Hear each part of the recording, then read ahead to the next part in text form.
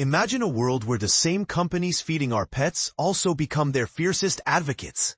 Sounds idealistic? Not for Rostyslav Vovk of Kormotech. In a time when corporate social responsibility (CSR) is often reduced to buzzwords, his story challenges the status quo and raises a provocative question.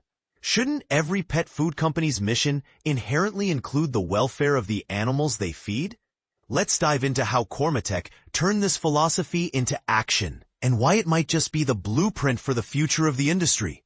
But here's where it gets controversial.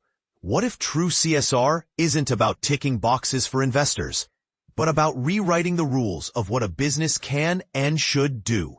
Rostyslav's journey with Kormotech, a family-owned pet food giant now operating in 50 countries, isn't just about profit. It's about building a legacy that outlives quarterly reports. With 1,500 employees across 5 countries and a portfolio of 650-plus products, Kormotech's CSR isn't an afterthought. It's the heartbeat of their operations. The turning point? A war. When Russia's 2022 invasion of Ukraine upended lives, Rostyslav didn't wait for permission to act. He launched Save Pets of Ukraine, a grassroots initiative that's since saved over 300,000 animals, vaccinated 20,000-plus pets, and raised $7 million. But here's the kicker. This wasn't a sudden pivot.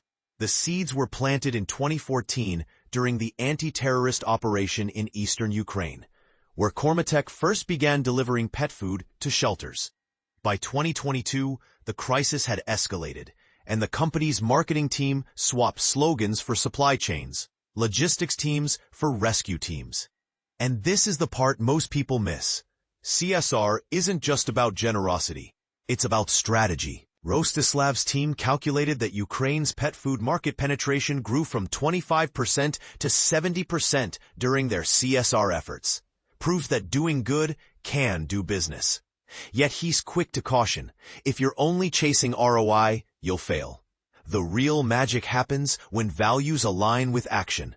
For Kormotech, this meant opening factory doors to educate the public, training veterinarians through their Optimal Expert program, and even creating a free 24/7 pet emergency hotline. But let's get real. How do you scale this without losing your soul? Rostislav's answer? Focus on what you know how to do. If you're a pet food company, help pets, he says, not just feed them, but fight for their homes, their health, their dignity. This logic isn't just altruistic, it's practical. Shelters now recommend Kormotech's Club 4 Paws brand to adopters, and employees volunteer at rescue centers, creating a loyalty loop that's hard to replicate. So what's the takeaway for companies still figuring out their CSR path? Start with 3 questions. 1. What problem can your expertise solve? For Kormotech, it was pet abandonment. 2. What's broken in your community? They found a broken trust in Ukrainian pet food brands. 3. What's the long game? They invested in education and culture change, not quick wins. Yet, here's the elephant in the room. Can CSR survive without a profit motive? Or is it just a modern-day PR tactic? Rostislav's response? A company without a soul can't survive a century. As the war rages on, Save Pets of Ukraine continues its mission, proof that sometimes the most powerful businesses are those that stop asking, what's in it for me, and start asking, what's in it for them. Now it's your turn. Does CSR belong in the boardroom, or is it a distraction from the bottom line?